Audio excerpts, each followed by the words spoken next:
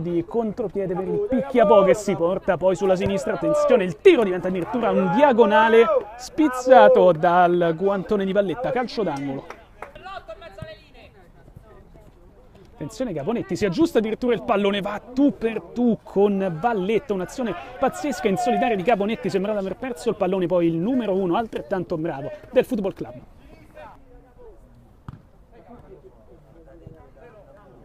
Attenzione perché il pallone arriva sul mancino di Caponetti, un brutto intervento difensivo, poco da dire da parte del Football Club, serve il numero 11, perfetto, finora implacabile, il 2-0 del Franco Picchiapò arriva al 6° minuto, anche questo forse fortunoso ma non meno efficace, 2-0.